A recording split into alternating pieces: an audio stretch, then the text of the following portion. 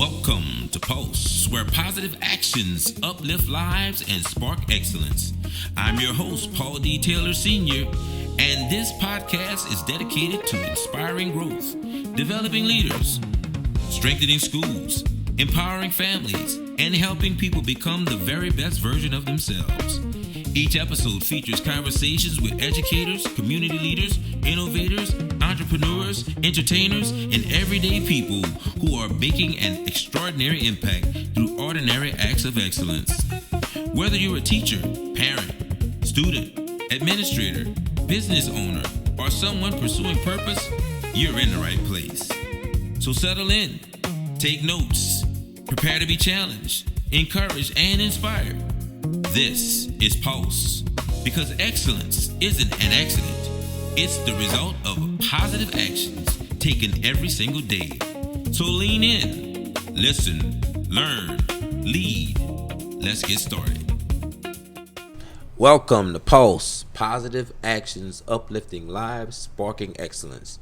Today we have a very special guest. I would say, and I know he's gonna push back on it. Yeah, my first celebrity guest on the Paulse podcast.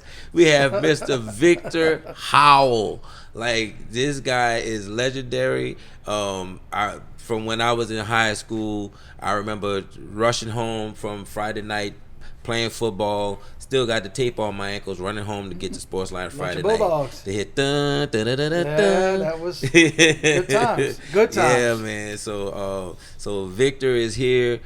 He has his own sports show on PBS. He's announcing for the Pelicans. He's doing a lot of great things.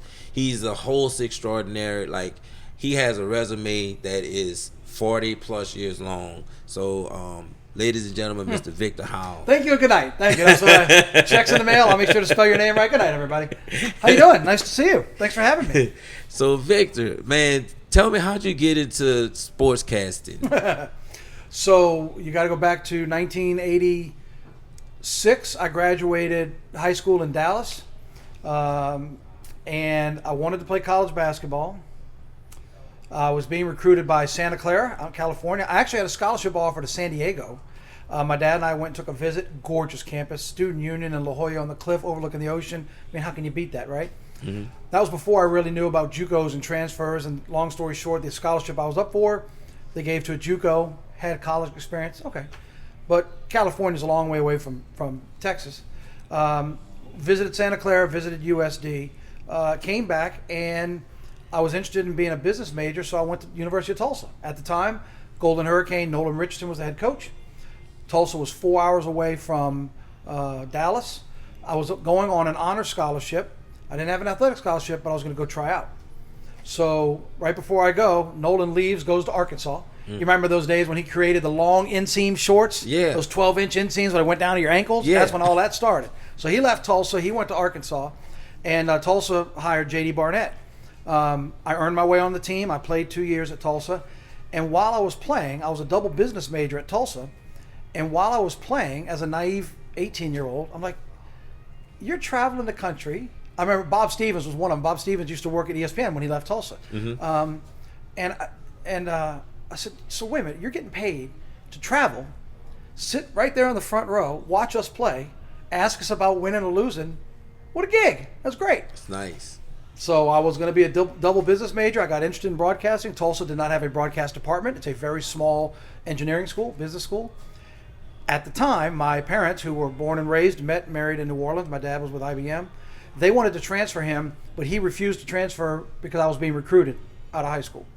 I know this is a long answer. This is probably more than what you want to know. So quickly, when I got to Tulsa, and now I'm a senior, and I graduate, they then moved my parents back to Louisiana. Instead of New Orleans, they came to Baton Rouge.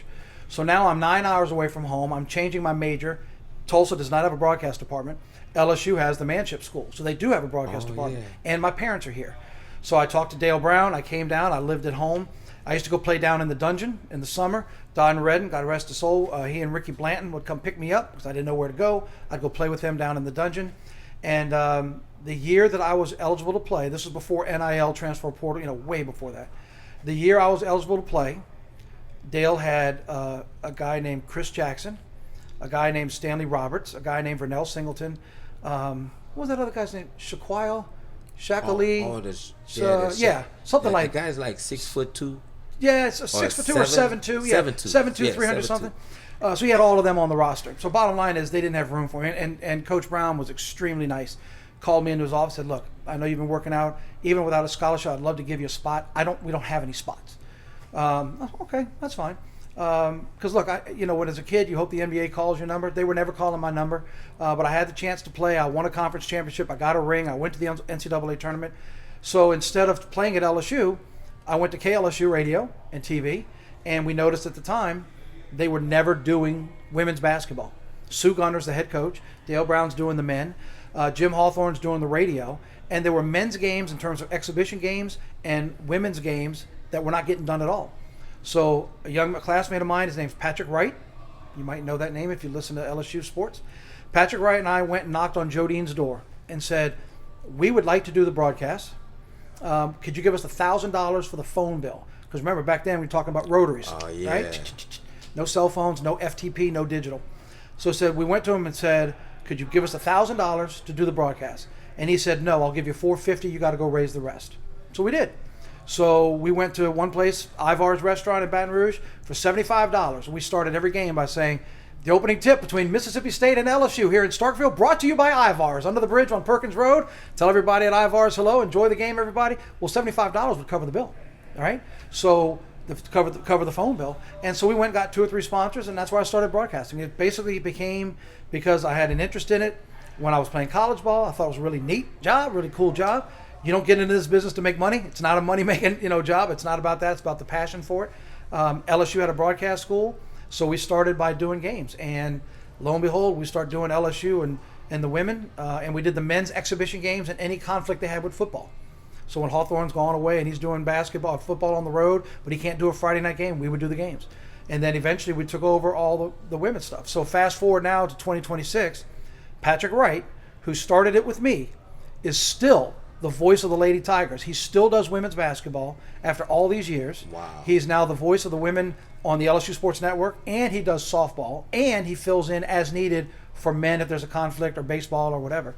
And on my side, I just finished my 24th season of broadcasting on ESPN for LSU women's basketball and men's non-conference games. Wow. So I'm still close to the program, but that's where I got the start. Wow. So Patrick and I started it. The women, they didn't have softball back then, but they do now, and they're getting ready to host a regional. He does those games. He does the women's basketball. I left, went to CBS in Baton Rouge. I was at WAFB for 11 plus years, and I was doing Sportsline Friday night and all of that. Then when I left, Cox Sports Television came around. I was with them for 24 years out in New Orleans, and in the meantime, I started doing LSU broadcasts.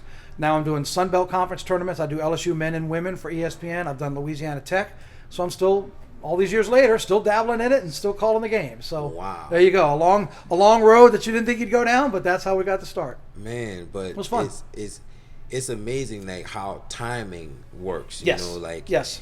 If you're in a certain space with a certain person at this time, at that time it was Patrick that you guys started this thing off with, and now it's still just and he's such a great broadcaster, and he's so good with numbers in his head. He's not an athlete. He never played. I was an athlete. I wanted to get into it. I was trying to learn it. It was just 2 guys that were in class together. So why aren't we doing this? Like let's go do it. And so we did. I remember 1990, University of Tennessee Women's was in New Orleans back at the Lakefront Arena. Okay, there was no Smoothie King Center, and they won the national championship. And as a student, I requested a credential.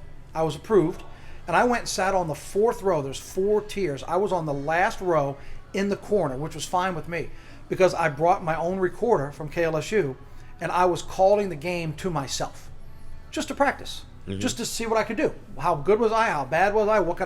Was I speaking too fast, or the words I couldn't pronounce? But yeah, it was just trying to do that. And then here's Patrick and I together. Said, why don't we go talk to somebody? Who do we talk to? And Dale and Sue said, go talk to Jodine. So we went and talked to him, and he wouldn't give us all the money, but we raised enough. And now they've got their own broadcast department. I'm so proud of Patrick for all the years. He got to win a national title with the women 4 years ago. He got that big ring. Super thrilled for him. And I've got 4 Final Four rings from LSU that they were nice enough to give me back when they made that run in the early 2000s with Simone Augustus and Tamika Johnson and Sylvia Fowles.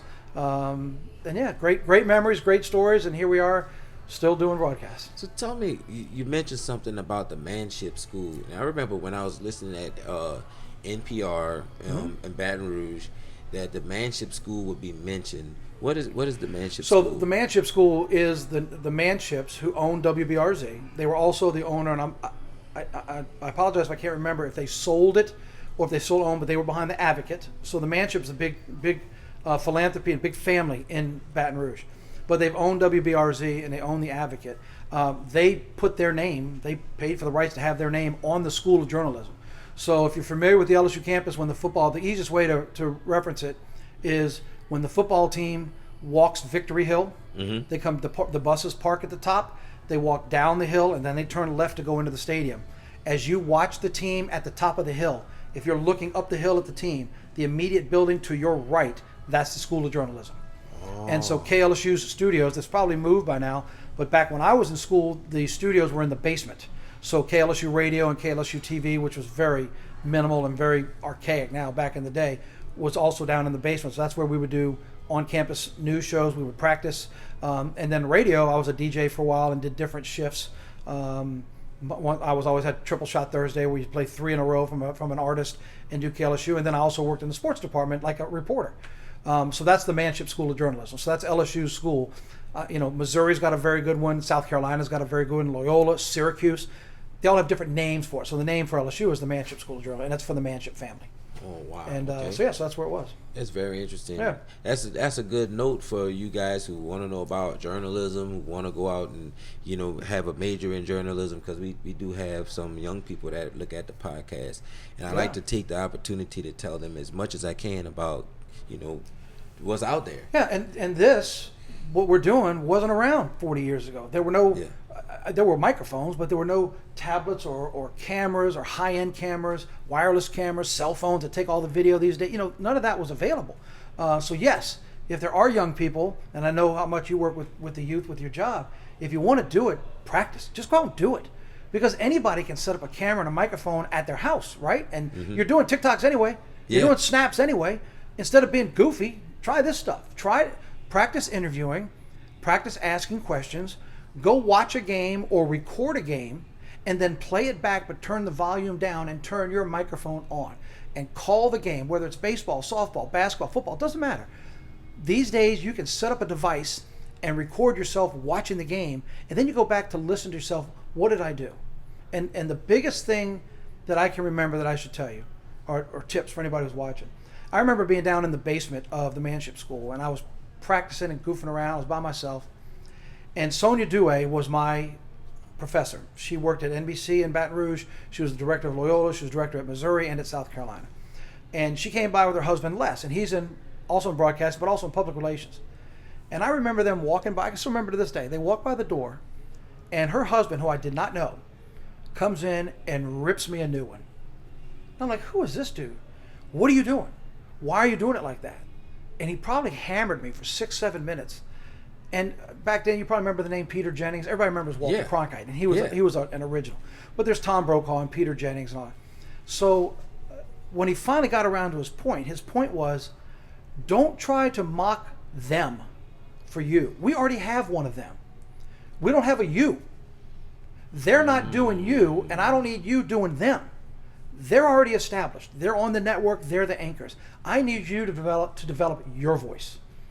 Still remember to this day, 30-something years later, I still remember to this day, because I didn't know any better. Those are the people that I would see on TV, right? So you try to get in there and read on the microphone, and you sit up straight, and good evening, everybody, welcome. And his point was, that's what they do. Yeah. They do that, and that's why they are where they are at, because they have developed their own style. Go develop yours. Find your voice. Point taken. Got it. So you work on yourself, I like that. And, while you're talking, I'm divinely inspired. Ponchatoula Green Wave. We have a jumbotron at our school. Nice. Yeah, we need somebody to operate it, and I think I got an idea. I think I had an epiphany.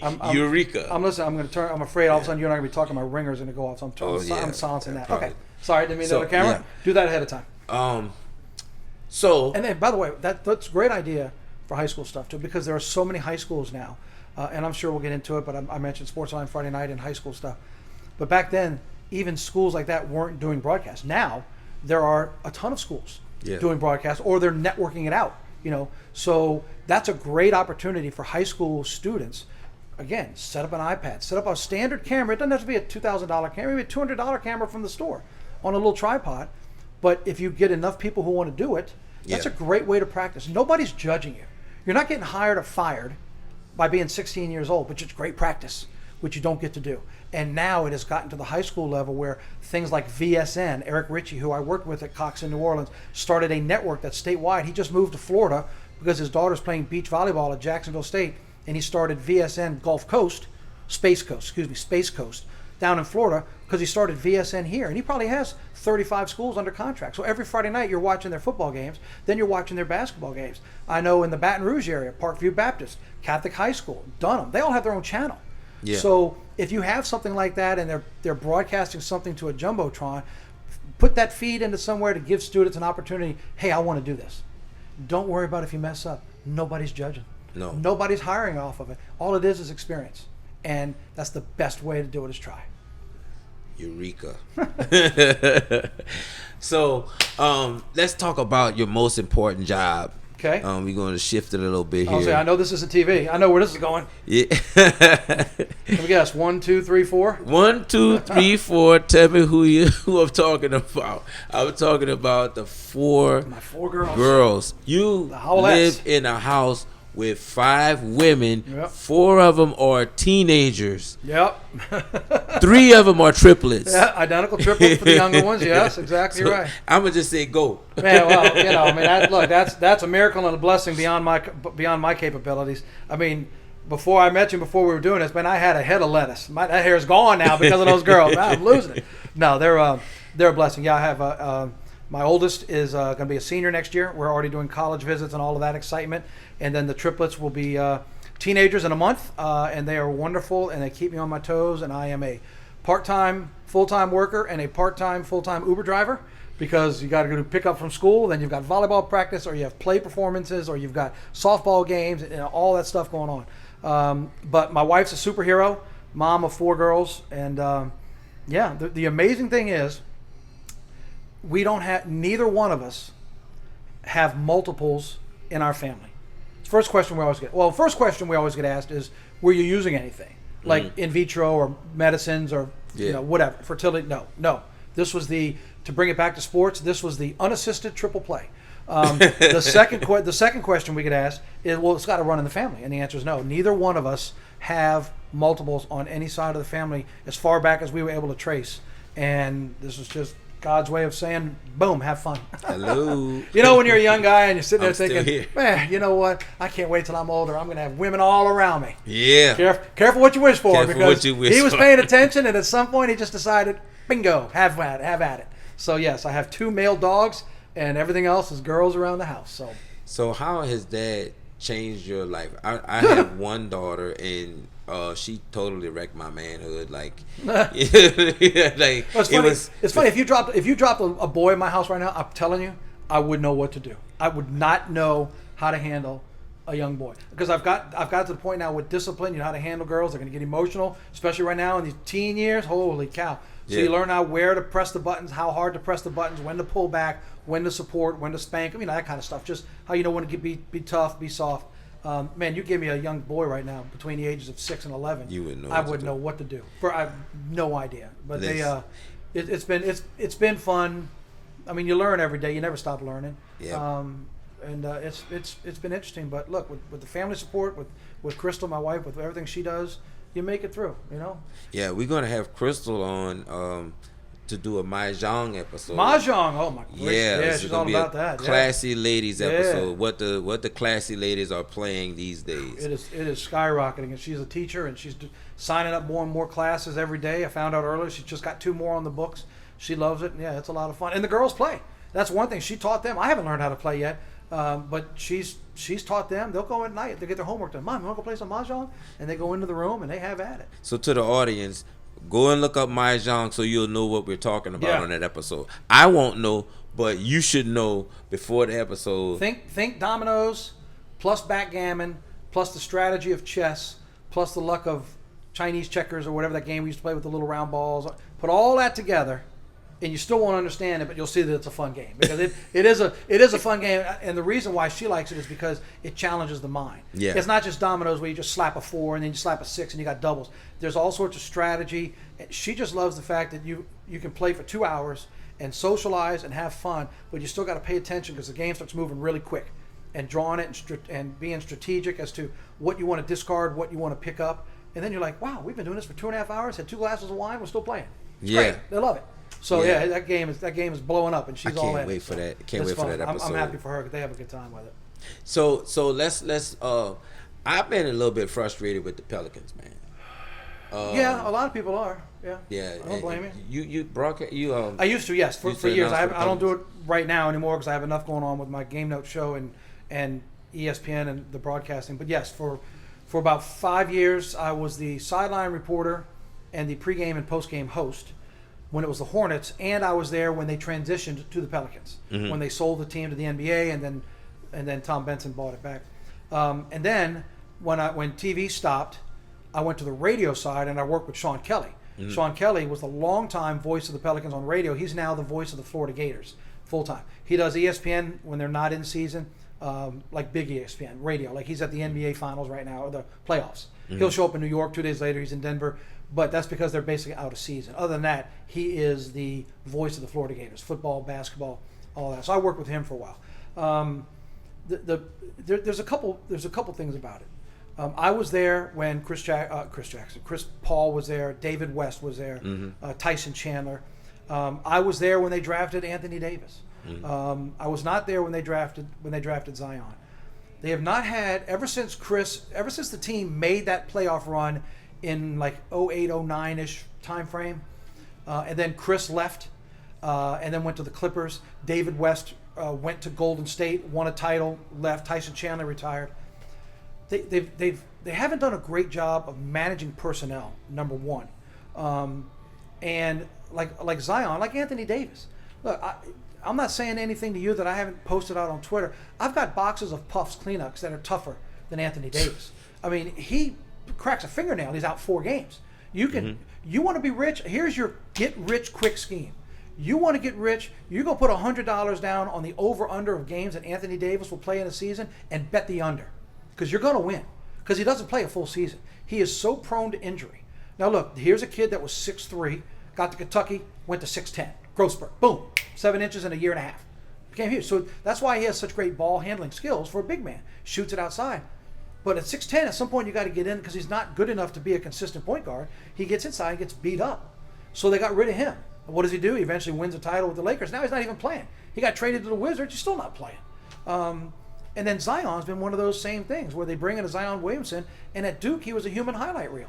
And they can't keep him on the court. Now, he dropped 30 pounds this year, tried to get a little better, but there's not that consistency. And those are 2 guys who were number 1 picks, like top of the heap, taken, and they can't get consistency out of them. And I don't know if there's issues with the fact that they're now owned by the Benson organization, that even though they tell you that they have everything separate, and they do, their facilities are on Airline in Metairie, and the Pelicans have their own thing, and the Saints have their own thing. But let's be honest, the Saints are 40-something years, 50-something years in New Orleans. That's the bell cow, right? Yeah, the Saints put 72,000 in the dome. It used to be shopping bags on top of your head. Now it's 72,000 with 20,000 on a wait list. That's where they make their money. They either haven't put enough focus of just basketball people, or they've made bad hiring decisions. They haven't let the coaches, Monty Williams was the head coach. I was there working with him with radio when he was there. He left, struggled here, went to Phoenix. Next thing you know, he's got them in the NBA Finals before they lost to Milwaukee. They've had James Borrego, who was an assistant coach when I was there, was head coach at Orlando, just came back this year as the interim because they got rid of their coach. They had Coach Gentry there, who I worked with in radio, Alvin Gentry. So, they're looking right now at coaches. Some of the names I've heard are 2 former players. Rajon Rondo is one, and I apologize, I don't follow enough to remember who the other one was, but they've got no coaching experience. They were great on the floor. So I'm not sure if you're hiring them because of name recognition or if you're hiring them because you think they can take what they did on the floor and convert it to the sideline. But that's been a lot of the source of the frustration has been not being able to keep players. Let's be honest. New Orleans is a small market. Okay, small market. It's kind of like NIL in college. You got the big boys with the big money, and then you got everybody else. Yeah, they are with everybody else. They're not a big market, so you don't have the kind of sales and company support. There are no Fortune 500 companies in the state of Louisiana. There's probably 40 in LA, however many in Houston. And Houston's kind of somewhat small with their budget. The Dallas Mavericks with Mark Cuban and all that. There's not that sort of corporate support, and it's tough because, and basketball's my thing. It's tough that you play 41 home games. Okay, let's do round math, just you and me, real quick. If you want to sit courtside, so you and I are sitting here and the players are right here. I mean, there's some attorneys that have those seats, and I know some of those attorneys. But let's say you and I want to sit courtside, even for a game. You're probably looking at $1,500. Okay. Wow. Maybe $2,000 if you want to sit courtside, mid-court, or you want to sit on the row. But let's just say it's $1,000. Okay. Well, let's say you and I both want to bring wives. We got 4 tickets. That's a $4,000 night. You haven't parked yet, which if you're paying $1,000 for a ticket, who cares, right? Right. What's another $40? You haven't eaten anything. You haven't had anything to drink. But let's go to the upper level. Let's take my family. I've got a family of 6. So I want to bring mine to the game. I'm going to drive an hour to New Orleans. I'm going to pay $30 to park at the Dome. If I even want a halfway decent ticket, now, to the Smoothie King's credit, they have a gigantic scoreboard above it. You can see that thing from 100 miles away. So you can always see the action. But let's say I want to sit lower 300 level or I want to sit upper 100 level. $40 a ticket? Is that reasonable? $50? Say $50. Okay, $50. But I'm a family of 6. That's $300. Just for tickets. Correct. And $30 to park. So when I walk in the door, I'm down $330.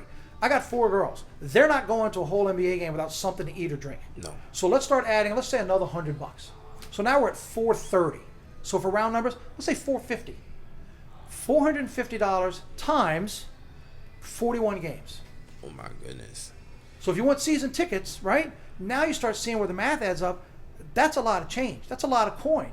And when you play games like that, again, I still have to drive an hour plus back home. So when you play a game and you play the Lakers, or you're playing right now, the hottest team is Oklahoma City. They're the best in the NBA. It's a Tuesday night. I got one girl that's got dance. I got one girl that's got a volleyball game the next day, and I got 2 girls that have a test tomorrow. But girls, we got a game. So we're going to leave at 5 to get to downtown New Orleans for 6:45 for a game that's going to go to 7 to 9:30, and I'm not home till 11. You missed 2 dance classes, prep for a test, and now I'm getting home and you got to get up again at 6 in the morning. That's asking a lot. See where I'm going? Yeah. It's a great game, and I'm going to transition on you real quick because within the last 3 or 4 months, Governor Landry said he wants to bring hockey to New Orleans. Now, I have never played hockey. I have skated 10 times during the holidays. I think it's fun. I love watching hockey. Those guys can do things on skates that you and I can't do in sneakers. Where's the money coming from? My first question to Governor Landry, who are you going to get to fund it? Because you're having trouble funding a basketball team that's been here for 15 years. And remember, before the Hornets came back, you had the New Orleans Jazz when Pistol Pete was playing. Yeah. And they left, and they went to Utah. Now you brought basketball back, and you're struggling just to support them. Who are you going to find that can fill 15,000 seats for hockey for another 50 home games, and I've 45 always home said, games? ain't no Jazz in Utah. I I've know. always said look, that. I would go when I would go see David Locke. He's the radio voice for the Utah Jazz. When we would go up there, I would always give him a hard time. So what is it going to take? Why don't y'all call yourselves the Utah Wasatch for the Wasatch Mountain Range? Yeah. The Utah ski runs, the Deer Valley Parks, whatever. Give us the Jazz back. There's nothing about Utah with Jazz. Go with the snow-capped mountains. Go with the Wasatch Mountains. Go for mining. Go for something that's true to Utah. And it's not his decision, but I'd always give him a hard time about that exact thing. Give us back the note. Ain't Remember no the Jazz note? in Utah. Purple, green, gold, the Jazz music note. Bring it back to New Orleans. Yeah, and maybe you could get a little bit more support from the community. A lot of people would love it. A lot of people would love to see that logo come back for sure. But I don't know if that answered your question or if that went down the avenue you wanted to. But I know you mentioned just being frustrated, and but there's so much to it. It's not that you can just say, man, that's a bad team. There's so much more to it. And like I said, I'm only speculating. I don't know the front office anymore. It's changed so many times. They might be doing great, but when you look at it from the outside, you can't help but notice the push that they've had with the Saints and the success they've had and the lack thereof of basketball and not making the postseason and constantly being in the draft and then constantly not having picks because you've traded them away to players that are no longer on the team. There's been too much mismanagement as of right now to keep them on a consistent level. And that's what I think fans like you want, consistency. Yeah. If I get consistency, players that commit to the community, that will commit to us, that I can get to know. I mean, you had a long run with Chris Paul, David West, Tyson Chandler. That was the big three, right? There was such a nice long run. Yeah. You had Green, who was just their head coach. He was a player when I was covering the team, Willie Green. Yeah. Then he went to be an assistant with Monty at Phoenix. They went to the finals. He became a head coach. He comes to New Orleans. Well, they just got rid of him. But he was a player back then. If you can get consistency, a commitment to the community, and a commitment to players who will stay for the duration and can win, then it helps a little more. I was a little bit excited when Willie Green was the coach his first or second year, when Alvarado first came in, and he would come in and he was coming off the bench doing some awesome things on defense. He had the whole thing with Chris Paul when he held him to the 10 seconds on the defensive side of the court, and like they had the play-in tournament and they were winning that. And it's the bottom of the top, but it still was, they were winning. You weren't watching the game thinking they didn't have a shot. Right. But now it kind of feels like, man, I'm watching the Pelicans game and wasting my time. Right. And even this year when they had a nicer run towards the end, they were already too far out of it to make any to make a run. When Willie first got there and they carried over, yes, you're able to make the play-in. And I know the play-in is still at least your top 10, and you're giving yourself a chance. If you can win the play-in, then you've earned a 7-game series. And I did one of those when they lost to Golden State in 5, but I was there. Mm-hmm. They lost the first 3. They won Game 4 at home. We went back to Golden State for Game 5 and wound up losing. But at least you put yourself in that chance. Right. It beats ending the season on the final day of the regular season because you got no shot. Right. And then like this year, you got no draft pick. It went 8 to Atlanta because you traded it away. So there's some of that I do think that there are really, and I know some in Baton Rouge. I'm sure there's some here in the Hammond, Ponchatoula area. Obviously along the North Shore, there are basketball fans, and I think they would love a reason to go and be able to be consistent. It's just a tough sport to be able to do it. There are only so many attorneys and so many self-made millionaires that have the money to just throw out and say, yeah, I'll take baseline seats. I'll take courtside. A big market with billionaires. Correct, and companies do it, and they host all the suites and all the action. It's a different story, and it's tough for families. I'm not saying everybody's like mine, but it'd be tough for me to go down on back-to-back nights on weeknights and bring my family 3 hours of trans for 2.5 hours of a game on a weeknight. Something that's supposed to be fun now becomes a job. Well, sure, yeah. And now you're putting the pressure on them. Hey, look, I know we had a great time, but I know you got 2 tests tomorrow. I need you to study in the car, on the way back. Yeah. But like something like that for me, maybe you do a 12-game package. Maybe you make it a little select, but give them some reasons to want to invest.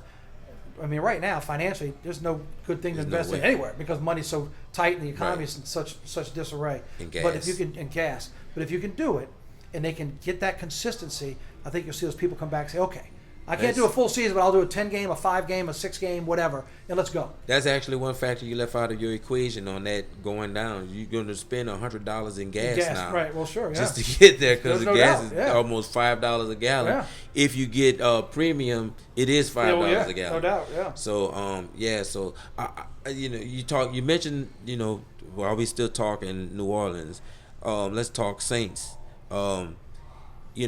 I've been seeing a lot of stuff on social media, being that number, and so, I mean, how much of that is marketing? Because I know you're the marketing genius. How much of that is marketing? How much of that is genuine?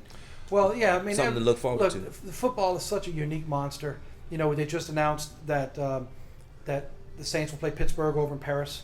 That's going to be their opponent when they go to Paris this year. They've never had an NFL game in Paris. Okay. But with the Acadiana influence, the South Louisiana, the French influence. The Fleur-de-Lis, sure. So the Saints are going there like week 7 or week 8. Technically, it's a home game for the Saints, but they'll play in Paris. They'll play the Steelers.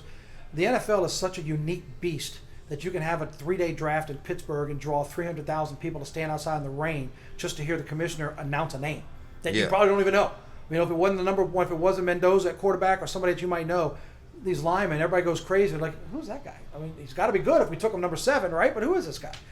Saints got a good guy at wide receiver at number 8. There's the great thing about it with 16 games. It's not like the NBA with 82 and hockey with 80 or 90 and baseball with 161. You only got 16 shots to prove, and you only get half of those at home. Mm-hmm. So it's easy to get ramped up and excited about what you can do. What did we learn last year? We learned that Tyler Shuck's the guy. Now, is he the guy to take you to the promised land? I don't know. But for the last 3 or 4 years, they didn't know who the guy was. Because when the guy retired and got hurt 4 years ago, you didn't put yourself in a position to have a backup ready to go. Yeah. And so now you've been playing quarterback rotations with 4 or 5 different guys. So we learned that Shuck is now going to have the keys to the Saints' car, and he'll be your quarterback. Kamara is back.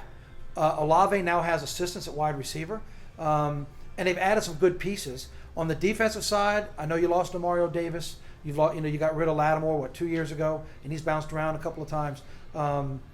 So they're trying to find the right pieces and not age too much. Cam Jordan is one of my favorite guys. He's so good on a microphone, it's scary.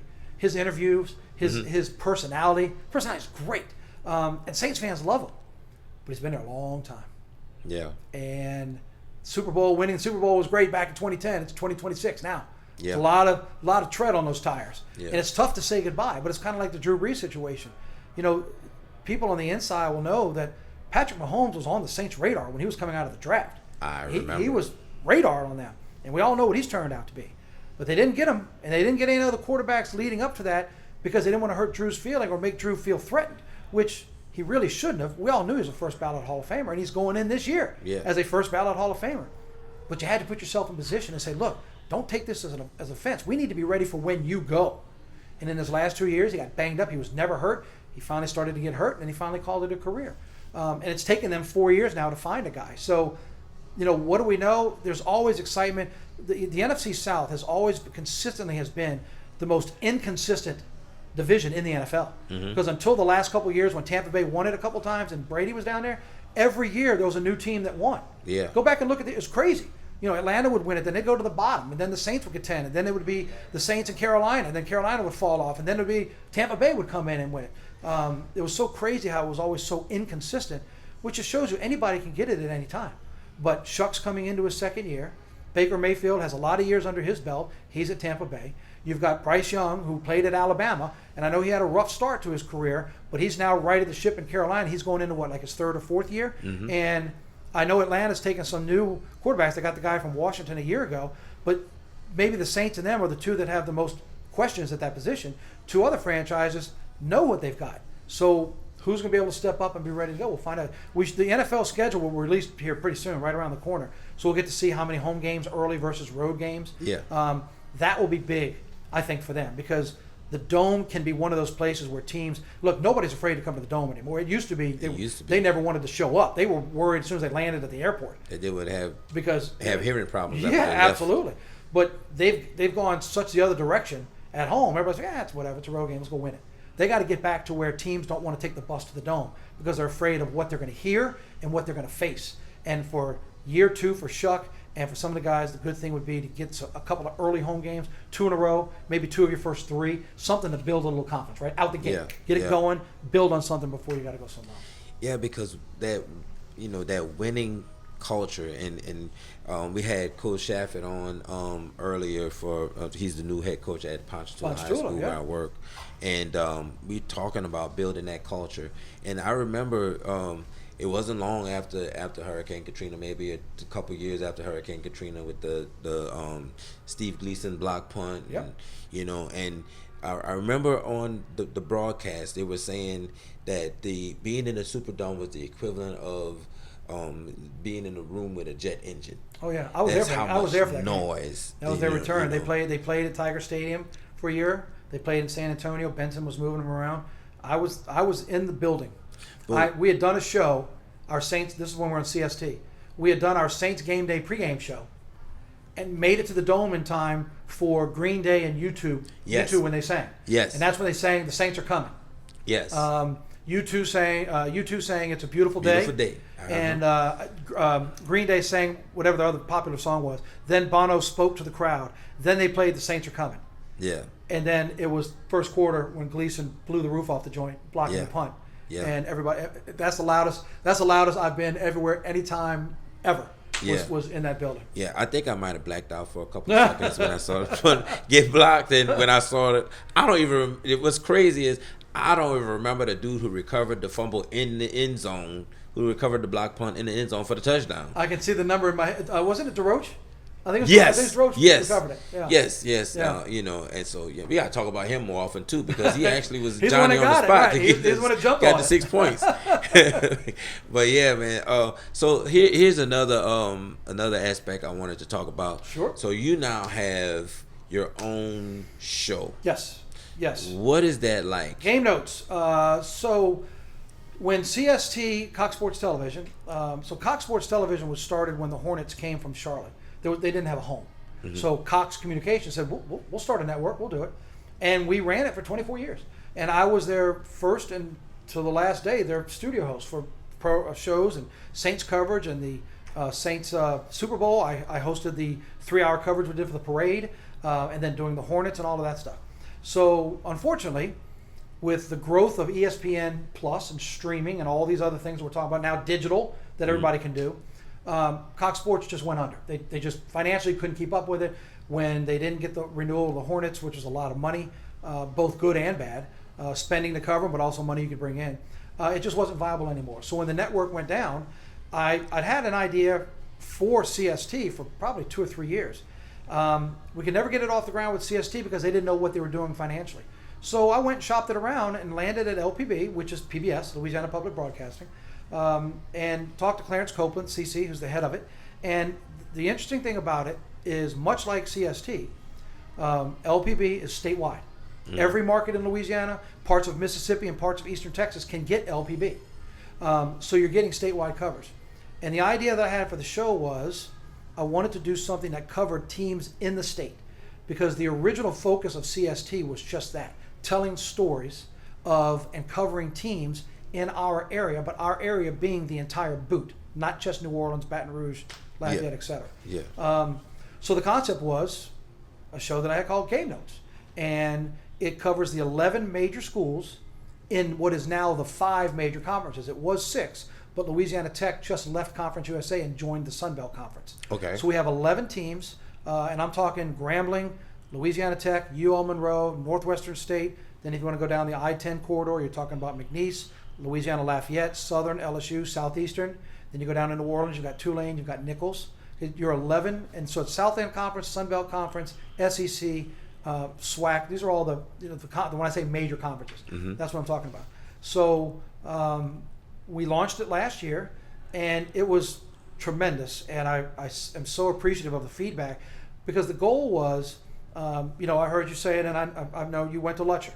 Okay, Lutcher is easily an hour plus from where you and I are sitting. Mm-hmm. So just because you went to Lutcher and now you live an hour and a half away doesn't mean you still don't want to follow Lutcher. Exactly. That's where you're going. So move that to the college realm. Just because you went to Southeastern and you live up in Shreveport doesn't mean you still don't want to follow the Lions. Right. Or you're a Nichols Colonel, but you live over by Pearl River, or you live up in Monroe. Do whatever math you want.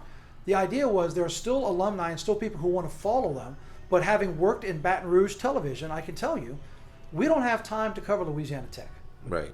Between LSU, Southern, football, Saints, of course, Pelicans, football, basketball, baseball, softball, I don't have time to give you Louisiana Tech or Warhawk coverage. Right. Or Northwestern State. Unless it's a kid from the Baton Rouge area that just had a phenomenal night that's worthy of talking about, I just don't have the time to do it. Right. So we wanted to bring McNeese fans who live in Slidell, mm-hmm. and Nichols fans who live in Monroe, and Louisiana Tech fans who live down in Grand Isle. We wanted to say, hey, we know you got a team, and we want to give you the coverage. So that's what we did. So the show, hopefully, eventually, we'll get to expand it to where it's into basketball and into baseball. But being that it was year one, and LPB right now is in the middle of celebrating its 50th year. Mm. Not once had they done sports until last year. So even when the GM was saying, all right, well, what do you want to do about basketball, and how far? I said, whoa, let's walk before we run. I've done it. I've been in the business 35 years. I've done it. You haven't. Let's ease into this and see how the reception goes and see how we do. Mm-hmm. And then we can talk about expanding it. So Game Notes is just that. We do a pregame show on Friday. We do a postgame show on Sunday or Monday. And we basically get you ready for your team's games. And then afterwards, with a recap show, we recap the game with highlights and interviews. And we've done player features. We've done coaches features. I had 2 wonderful interviews with Frank Selfo right here in your backyard at Southeastern. I also did a sit-down with last year. They had 2 quarterbacks that rotated. Mm-hmm. And I came to campus and sat with both of them and talked about what's it like playing in a 2 quarterback system for a team that's ranked in the top 25. I tried to get Caleb Proctor But unfortunately, I can never track him down. He just got drafted in the 4th round in the NFL. Oh. So I'm hoping when he comes back, I'll have a chance to talk to him about what that was like. Here's a young man, that's a perfect example of the storytelling. Here's a young man that was approached by other schools and had the chance to leave financially if he wanted to. But he saw what he had here. He liked the system. He liked his coach. Frank Selfo, I know him. And I know he was very honest, saying, look, I'm not going to hate you if you go. However, you might be getting paid more, but you're not going to play as much. What's more important to you? You want that experience, or do you want to be riding the bench getting situational performances as opposed to maybe being paid less but getting the playing experience? So what did he do? He won Southland Conference Player of the Year and just got drafted in the 4th round. I think that was a pretty good decision to stay at Southeastern. He might not have gotten $1 million like other people, which is so out of control right now with the NIL. Maybe he didn't make that kind of money, but he's about to. Yeah. He's about to go prove himself at the next level, and he played. That's a great story for people sticking around. The 2 quarterbacks that came in and transferred, and last year led Southeastern to the postseason. One of them just left. He's at Duquesne, but the other one is coming back. So we try to tell, one of the big stories happened in week 1 last year. Northwestern State had not won a game in 1,022 days. 3 years. They've gone winless. Yeah. Since the COVID year and came back when they won 1, they've gone winless. And last year, they won their season opener. And people stormed the state. They should have stormed the field. They were celebrating. What a great story. Right. I don't care who you are, to hear that somebody finally won, even though, if they play LSU, they're going to lose by 60. Man, water after a drought. But, so to be able to have those highlights and to get the post-game interviews with the coach, we were very fortunate that there are 11 schools. We had 8 of the 11 schools. We did exclusive one-on-one interviews with their head coaches, which may not sound like much, but when those coaches get in the season, man, they are very routine. They do not like to step. Now, if ESPN comes calling and they're playing, yes, you're going to have an interview with ESPN. I get it. But for other media, they don't like to step outside of everything is so regimented. Mm-hmm. We had 8 of the 11 head coaches with one-on-ones, and the 9th one that I was scheduled to have got fired the week before we were going to do the interview. That's crazy. Brian Kelly got fired during the bye week before they went to Alabama. And, of course, with LSU being in flux and shifting and who's coaching, they weren't going to give it. They had so much they had to do. I didn't get it. But I would have had 9 because I had talked with LSU, and we were going to have Brian on and missed out on it because he got fired. So for a first-year show, for statewide coverage, and I know some of the schools use us because it's exposure, and that's fine because I'm using you for interviews and content. So it's a win-win for both. And we followed some really good stories. Tulane was a great story with John Summerall, who's now at Florida. But to go and face Ole Miss for a second time, yes, I know they lost, but Tulane made a heck of a run for a school that's hard to get to for such high academics. Yeah. What he has done, he earned the right to go to Florida. And as a fan, I'm not a Tulane fan. I didn't go to Tulane. I went to Nichols. Harvard or the Bayou. That's exactly right. Currently working on my doctorate at Southeastern. Go Lions, line up. But go Colonels. Tommy Rybacki. Yeah. Long-time assistant at Nichols. And then he got the head job, and this year won 3 of his last 4, finished even in the conference. He was one of the ones I talked to twice. Great story for what he's doing down there. Yeah, man. For Nichols. But I want to ask you about this because you mentioned something. You mentioned NIL. And I know you those are dirty words. I know. In sports right now, it's dirty. Go ahead. You interviewed Coach Nick Saban. Did he say anything about? Did he say anything about NIL? No. Everybody's speculating that that's the reason why he got out. Oh, I think. Oh, for sure. And I'm not sure if that's speculation. I think that's true. I interviewed Nick because I host the induction ceremony for the Louisiana Sports Hall of Fame. He was in the class last year. So I interviewed him. It's very funny because a lot of that interview was going viral, and not so much for anything I did, but before I sat down to get to the first question, he went on with an answer for like 3.5 minutes. It was so funny. I had my note card. I think it went viral because of me. I sat there, and he's talking, and he's Nick being Nick. And, man, he can command a room. He's so good at it. And I had my questions in my note card. I finally just kind of tore it up and put it inside. While he's talking, I was like, okay, just tear that up. I'm not going to need that anymore. Put it away. And everybody started laughing because, what do you need to say? And what am I going to do? He's doing it all. But no, I think if he hasn't really come out and said it officially, which I know he's made comments around it, mm-hmm. I definitely think it's there because the players now, and Nick is not in this category because they were not making more than him, but you can definitely find places where the players are making as much or more than the coaches. Wow. And it's no longer, and I heard you talking to the Ponchatoula coaches earlier, it's gotten to the point where high school kids now are getting NIL deals. Okay, Elijah Haven, who is widely regarded by many as the number 1 quarterback in the class of 27. He's going to be a senior. He's in my daughter's class. They went to school together for 4 or 5 years. Highly regarded as the number one quarterback in 27 and maybe the number one player overall. Just committed to Alabama. 2 years ago, he got an NIL deal with an auto dealer based out of New Orleans. What? And he's a high school sophomore. Now he's about to be a senior. But it's trickled down to the high schools. And the problem is, and this is where I think you're talking about with Nick, he is old school coaching, okay? He will chew you rear end out. He will also hug you for everything you do right. And he will chew you out for everything you do wrong because he teaches perspective and work ethic and what you need to do to be successful. The man's got 6 rings. He knows what he's talking about. The problem is, in these days, you've got kids who haven't proven anything getting paid. Paid more than assistant coaches. Sometimes paid as much or more than a head coach. So if you're making the jack, do I really need to listen to you? Because I hear what you're saying, but did you not see what you're paying me? And then what happens at the end of the year, I'm going to take my money. I don't like your attitude, and I know you're the coach, but I'm the player. You're paying me. I'm leaving.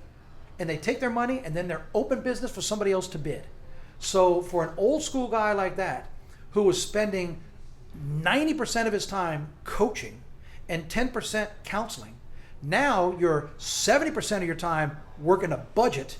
Did I pay this guy enough? Are you complaining because I'm not paying you as much as I'm paying this guy? How much money do you want when I'm on the recruiting trail? How much money do you need? You're crazy. He's doing all that. And now it's 25% coaching and another 5% dealing with all the other crap that you got to deal with.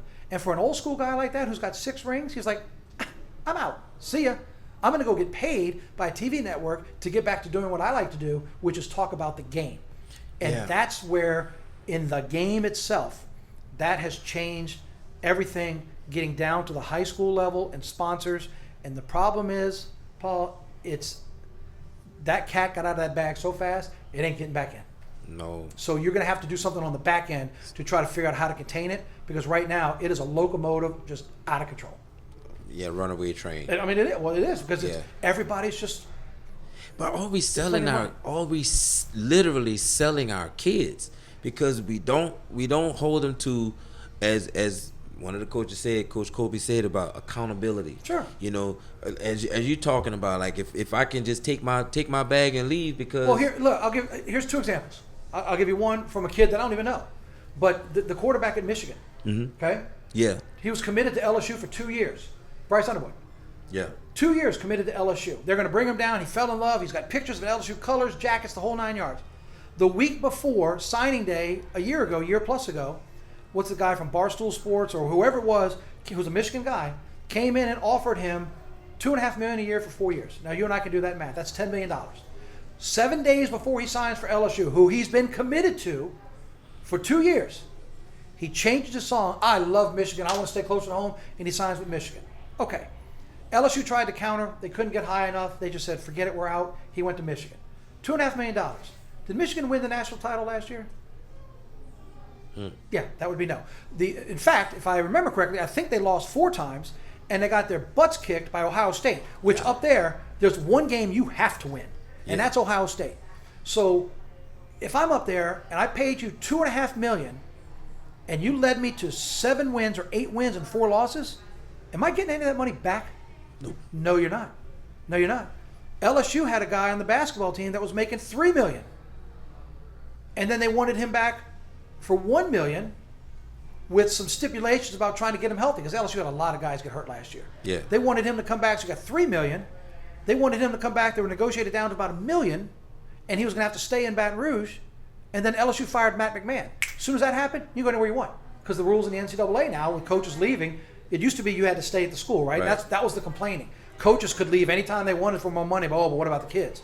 Well, now if a coach leaves, you have the freedom to leave. So he left. Wow. So he got his $3 million, didn't play a full year. Now he's going to go play somewhere else, and that's where the problem is. And I had an active college coach tell me this when we were talking about this topic. He said part of the problem with all this is that the kids don't have good, solid legal representation, and I'm talking about a Steinberg type person. Mm-hmm. Not that Steinberg is your guy, but you see what I mean. Somebody who's licensed, somebody who does this. And these people who are representing them, they just want to make money. They're getting 30, 35%, which is outrageous. They're making $40 on $100 you made. Wow. as opposed to a standard guy who might make 5, 4, 6% if you're really good, 8% if you're LeBron, 10%, right? Type of athlete. And these guys are just robbing them, and they don't know any better. You know why? Because they're 17 years old. They've never looked at six figures. They've never seen $300,000, but they got it now, or $1 million. Yeah. But they got it now, so they're just jumping at it. So are we selling them out? In a way, they're kind of selling themselves, because it's all about the clicks. It's all about the quick videos, the look at me nows, but they don't have again, getting back to Saban, they don't have the foundation and the base to be able to travel these bumpy waters and be consistent with it. They just get paid up front. Then they get there. You need the kid who's going to get paid and say, okay, I'm going to go become even better than I was before you paid me, so when you pay me again, I'm going to get more money. Yeah. Now you got too many of them that'll say, all right, I got paid, I'll do the best I can, and if we lose, I'm going to leave and go someplace else. There are 4,000 something kids in the transfer portal this year. It's outrageous. What? It's just all over the place. You can't stop that train right now, so schools have to adjust on the back end. And then where it's going to start hurting people is, again, like LSU, not throwing them under the bus. They made a decision to fire a $93 million coach, and they got rid of his staff. Let's just say it's another 15. I don't know, but I'm just going to throw it out there. So 95 and 15, that's $110 million you just paid to go away. Governor comes out. Too much money. We can't be doing that. Then you stamp a guy that brings in $93 million from Ole Miss. And you got to buy his staff, which you're paying more than the staff you just fired, and you're bumping up the money for athletes that you want to go bring in. So his staff is in private school. Right. So you notice everything keeps going. You notice I'm not going down. Everything's going up and up and up with the numbers. So you're paying that staff. You just finished paying off Ogeron. Now you're paying another guy and his staff to leave while paying another guy and his staff to come in. And then people at LSU are freaking out because LSU is going to raise ticket prices and parking. What do you think they're going to do? Of course they're going to. They've got to, because they're committing all this money. And you're committing money to the kids. But then next year, guess what? It's going to be a checklist. Who's leaving? Who's staying? How many can I keep? Until you start getting a legalized form with a salary cap, a contract, things like I said with Bryce, $2.5 million, but there's stipulations. If you lose 3 games, you lose this percentage. 4 games, you lose this percentage. You lose 9 games, you don't get any money. You can't incentivize losing. Right now, it doesn't matter. All you're doing is incentivizing coming on campus and wearing my colors. Yeah. And you're always find, and that's where I think eventually you're going to see a separation with the schools. You're going to see, and I'm not talking Southeastern and McNeese and Nichols, because they've already got it figured out. They're already playing a playoff system. They've got their own playoff system. The bowl configuration does not. Now they're trying to get it to 24 teams. It was 8 and then 12, and they keep wanting to blow it up. But until you get a salary stipulation and contracts that makes them being the players, obligated to and responsible for their work, their payment, but what they've got to produce. Just like you have a contract for your job and I have an agreement with my job. If I go out there and I start screwing around, I'm not walking out there going, give me all my money. They're going to say, take your slips, give me the keys to your office, and you're out of here. Yeah. Same thing with you. These kids have no restrictions. They just get paid, they show up, they wear the colors, they show themselves in a uniform on Snapchat or on Instagram. They have 3 or 4 good games. They feel like they should be playing a little more, but coaches decided they don't want to play anymore, so at the end of the year, I'm leaving. By the way, everybody, I'm open for business. Who wants to pay me? And the problem with the bigger schools, and what I mean by bigger schools, now I'm talking Louisiana Tech, UL versus LSU, Texas, Georgia. Eventually, you're probably going to have to see the 4 big conferences, 5 if you want to include it, move off and have their own, and then what they call the G5 or the G6, they're going to have their own, because those budgets cannot compete. No, they just can't compete. Yeah. Man. That's a lot. I didn't mean to throw that much at you. We're getting deep in the weeds here. Man, that's a lot, bro. But I mean, because when you talk about the love of the game and you talk about, wanting to just watch pure football, pure basketball, pure baseball, and it's like, you got the betting, and it's like the money is corrupting things that we hold dear and pure, and it's like we're selling out. Well, there's probably honestly very few of the U's that are still out there that look at that view, because those who are diehard fans will always see the game and the reality through the burnt orange sunglasses if you're Texas, or the crimson of Alabama, or the red of Georgia, or purple of LSU. They're always going to see it that way. So they're going to find that company or that rich person who doesn't mind writing it off. Kentucky, I think, had $22 million. So LSU, I believe, puts about 85% of their NIL towards football. and then it's about 5% to basketball, men's and women's, and then another 2 or 3% to baseball, and then everything else falls under that last 7 or 8%. Kentucky last year, I think, put 20 of their $22 million into basketball. How'd that work out for you? Kentucky's a basketball school, right? Yeah. They didn't even make it past first round of the tournament. Yeah. So it's tough to make those big financial decisions, but that's what I'm saying. I think there's very few of you left because those who want the success. And so what do you get if you're one of those deep pockets, which I am not and never will be? What do you get? Relationships and access. I mean, that unless you give so much money, you can put your name on like a locker room, right? Or you're not going to put it on the field. Something big like that. What you're probably getting is a relationship with the coach, coaching staff, and access. Come watch a practice that nobody else can go to. Come to one pregame meal. Maybe come travel. You know, the Hornets and Pelicans used to do this all the time, and all teams do it. These big companies that give money, they'll take you on a road trip. Let's say we're going to Memphis to play the Grizzlies. We're leaving on a Wednesday. We play the Grizzlies Thursday. We come back Thursday night. You're on the trip. You and 3 representatives, you and your spouse, or you and 3 representatives from your company will fly the charter with us. You'll get on the media bus, which is ours. There's a player bus and a media bus. You'll get on the bus with us. We'll bus you to the hotel. We'll provide your rooms. We're going to give you dinner. We're going to give you tickets to the game. When the game's over, you'll get back on our bus, drive back to the airport, get on the plane, and come home. Not everybody can do that. No. But when you're giving me money, you got access. Yeah. Which means you're on the plane with the coach. If you've got a good coach like Monty Williams, he came to the back and he would say hi to everybody, shake a hand. Some of them, the players don't ever want to talk to you. They've got their own little way of doing it. But that's probably what you're getting, relationships and access. But what's it worth in the big picture? Everybody else, they just want to see the team win. You know why? Because they're not the ones dropping that coin. No. When you make those kind of firings and hirings, you can't do it with just call for money. There's somebody or some people out there that are cutting checks because they've got the ability to do it and they're loyal to the program. That's how and that's not. I'm not just talking LSU, even though I know they just went through a couple of hirings and firings. I'm talking about that happens everywhere. Is that a picture of corruption? Is that like a corruption or? That's just. It just feels dirty. Like, well, it is like now. I mean, with the way the game is now. But like I said, you're old school. I mean, that's how I grew up in when I was playing. I didn't grow up in this NIL realm, and I remember at Tulsa, and I can't remember the guy's name. We brought a center in. He liked music, so I went with him and the coaches. You get players assigned to recruits, and we went to a radio station, and they gave him a duffel bag full of CDs. I wouldn't think anything at the time. At the time, that was probably illegal.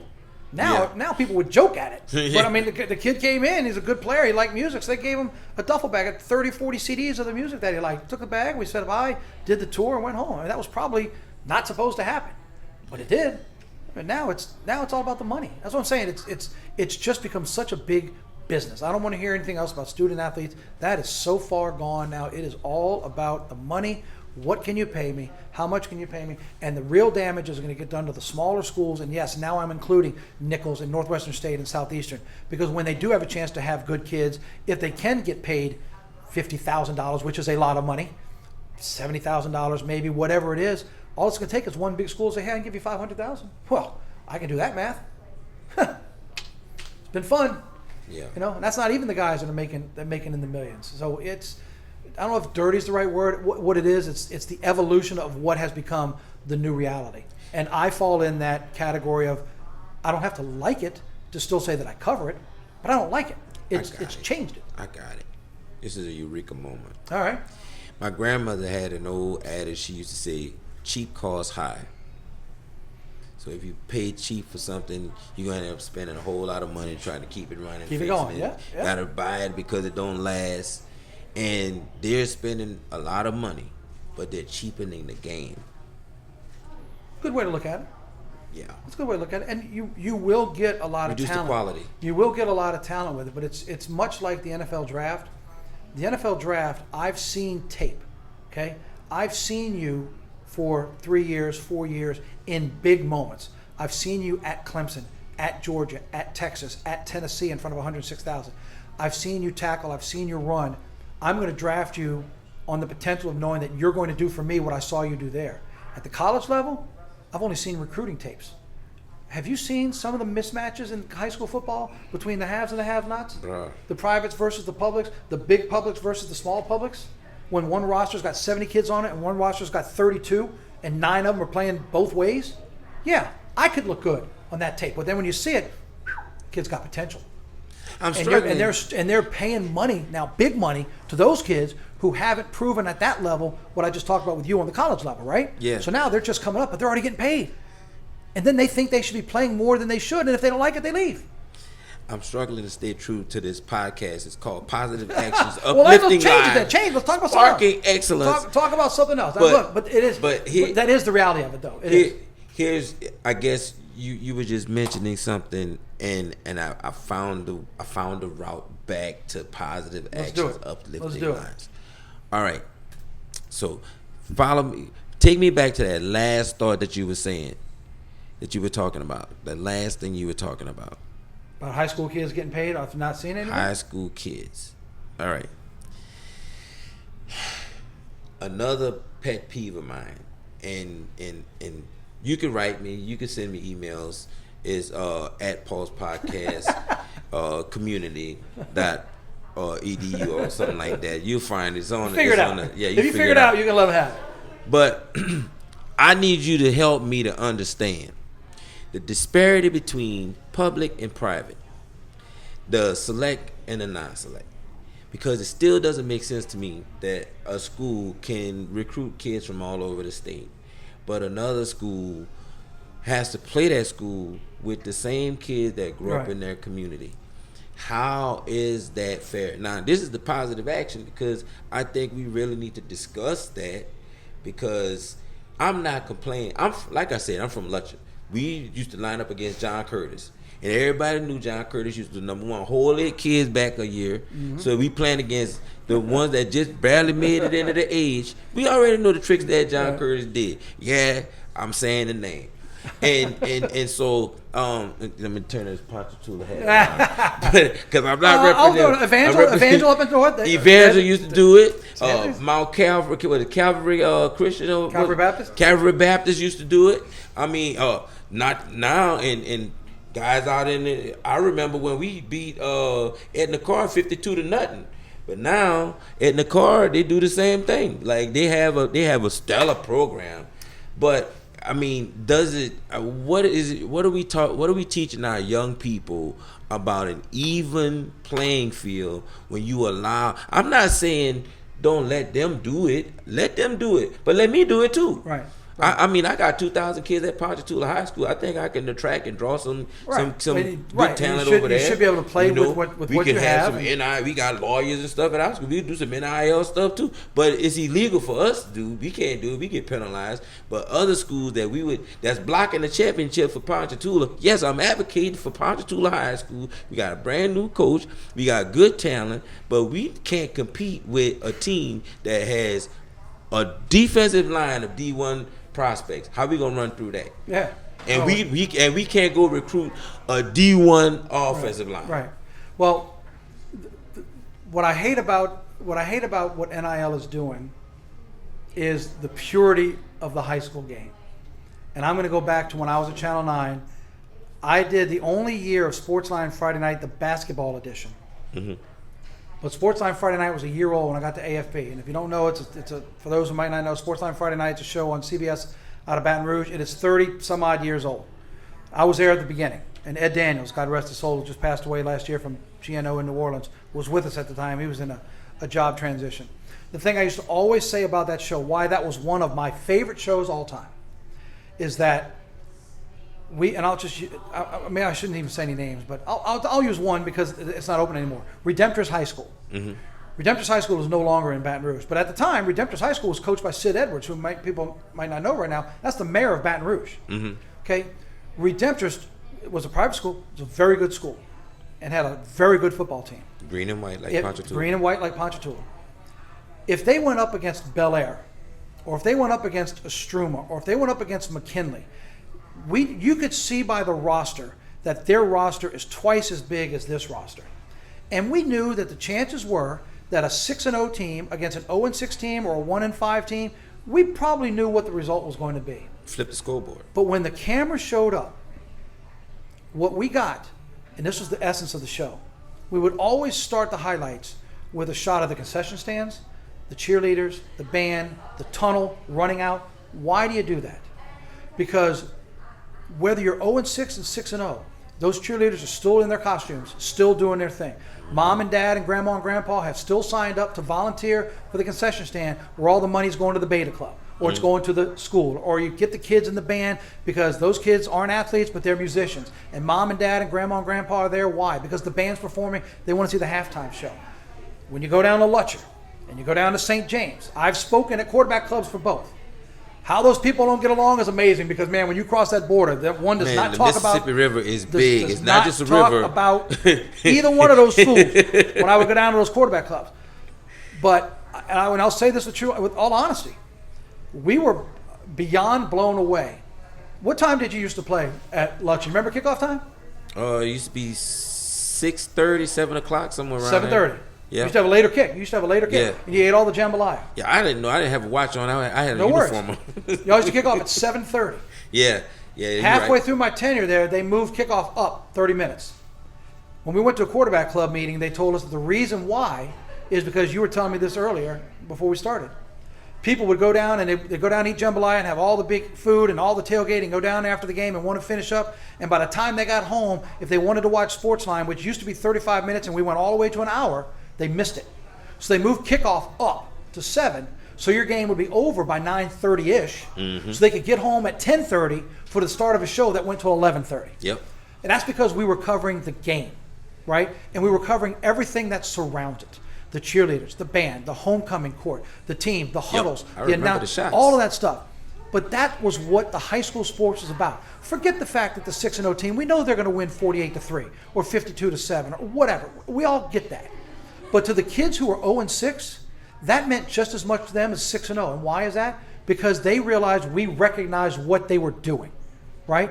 Now, yes, you might only have 3 highlights, and one of them might be an interception. But if you got a really good run, we would show it. An outstanding catch, we're going to show it. But, hey, in the end, this team had too much. Here's such and such's 3rd touchdown of the game. They went on to win. We would never bury you. We all know what's going to happen. But they're still strapping on the pads and the helmet just like you are, giving it their best shot. Their best shot might not be good enough to beat you, but at that night, it's their best shot. Yes. Right? So the story and the feel-good story of that, of high school football, is that's what it was about. It's not 100,000 in the stands. It might be 100 in the stands. It might be 500 in the stands. In the and rain. even the people in the rain. And even the people in the stands and selling the concessions know, I don't need to see the scoreboard because I know we're going to lose this game. But they're all there doing what they can do for the school. That's what made high school sports so much fun. And I think, and I'm fearful, that that's what we're going to start losing. Because even at the high school level now, it's getting to what we were talking about with the NIL. The whole select, non-select thing, I was at the meeting back in the 90s when Tommy Henry, the former chairman, said, don't do this to my kids. Very famous speech he gave. These are my kids with the private versus public. It's now gone around that track 3 or 4 times. I can't even figure it out anymore. All I know is that they do championship games for 3 days down at the Dome. They do basketball with 5 different categories, select and non-select. I just look to see who shows up. I can't figure it out. Yeah. And there's a lot of that is confusing to people, how some schools literally barely have enough people to field a team, and another team from across town has 4 times as much because they're able to bring them in from out of their district. I don't know. That's leaving the NIL. That's getting into the politics. And there's one thing you don't want me jumping into is in politics. I'm not jumping into that pool. Hey, man, that is what it is. That's another show for another show for another time. Right? but that is the purity. That's what was so much fun. You come to a community like Ponchatoula to go down there. Does Ponchatoula even play Hammond? Yes. Okay. So yes, we do play Hammond at Southeastern Stadium. Okay. So how much fun is that? Right. It's just like Lutcher St. James. Yes. You play an entire 10-game schedule, but everybody can't wait till week 9 or week 10 because it's Lutcher St. James. Yes. And we know that there's a river, and you go to this barbershop, and if you mention the team on the other side of the river at this barbershop, he ain't doing your hair, and he's going to kick you out. Or might give you a good. Might give you a bad cut. But that's what it's all about. We used to do, when I was at 9, we used to talk about doing the river parishes, which were St. James and Lutcher and Donaldsonville and Assumption. And then we'd come to the I-55 route when we would do Kentwood versus Independence and Independence versus Amite and Ponchatoula versus. That's what it's all about, those community rivalries. Yes. You almost lose some of that now because of, if I'm not going to pick on Elijah Haven at all, but I mentioned him earlier, and he's got a car deal since he's a sophomore, and now he's committed to Alabama. I don't know what he's making. I'm sure he's making something. So now if you're a Dunham fan or you're an opponent watching him play, don't you expect more? Yeah. Instead of an unbelievably talented physically gifted young man who can barely throw it and it goes 60 yards because it's a flick of the wrist. He's so good at it. You want to watch him play. Now all you're doing is judging the fact that he's going to Alabama. You're sure he's making money, and you know he's got at least 2 NIL deals in high school. Yeah. Now I'm not watching an unbelievable kid. I'm watching a kid with a contract. And I'm watching going, a professional. He doesn't deserve that money. Look at him. We picked him off 3 times. Whoa, he earned that money. Look at what he does.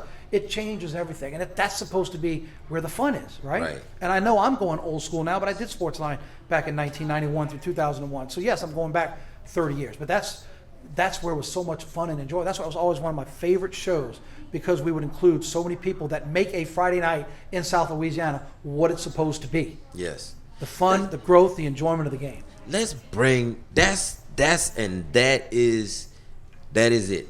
The positive action, uplifting life. Let's bring back high school sports to where it's supposed. Not bring it back, but let's bring it to where it's supposed to be. Let's make it about the student athlete. Let's make it about the community. Let's make it about family. Because the shots that you talked about, the concession stand, the band, the cheerleaders, the homecoming court, that's what high school football is supposed to be about. That's what high school sports is high school supposed sports to be in general, about. absolutely. And I really would like to see the purity return to that level, because like you said, we have the money in the college that's pretty much is changing and morphing into something that's like a mini NFL type situation, and we have the NFL that, you know, and even the NBA, you know, they talk about resting players and all of that kind of stuff, and people don't play the full 83 games, however many games, you know. You have those conversations, but you know, when I'm looking at the kid that walked down the hall of my school, you know, I want to see him go out and give his best on a Friday night.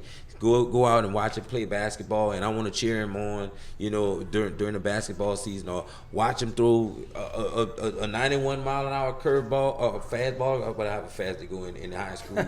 You know, I want to see him do their best, because they love the game and the game is teaching them about their own characters, about character development. So that's the positive action, uplifting lives, sparking excellence. That's the excellence that I want to see in high school. Love to see it come back.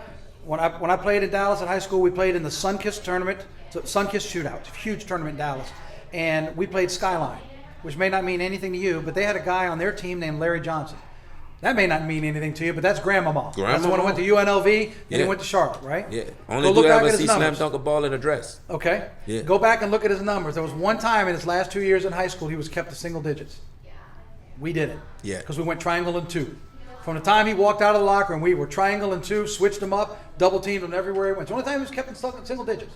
Back then, we knew that Skyline had an unbelievable player who was being recruited. He's a physical freak. We had to do everything we could to take him out of the game. Today, it would be, they kept that $1 million kid. That guy was getting $2 million. They kept him under 10 points. Yeah.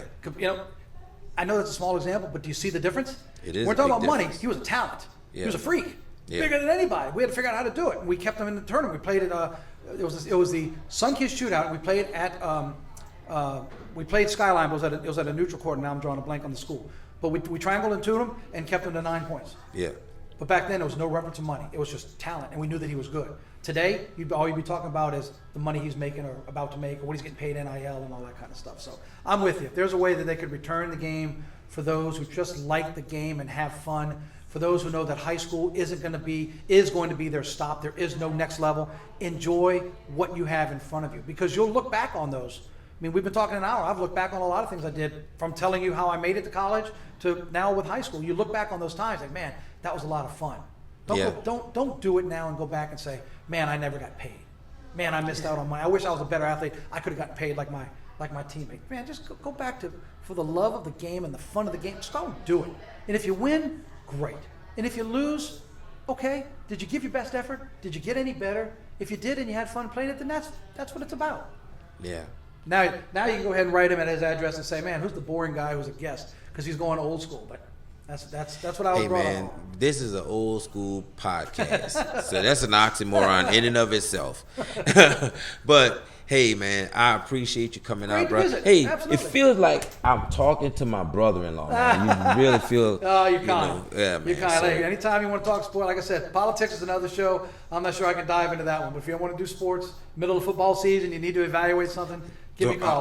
We can do it again. I'll just give you a heads up. Your topic for the next show is going to be Jeff Landry. Oh. All right, that's Don't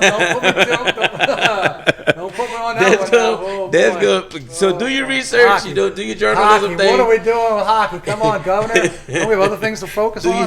Do your manship due diligence, and we gonna get on it, brother. All right. This is Positive Action to Uplifting Lives, Sparking Excellence, taking your pulse. This is Paulse.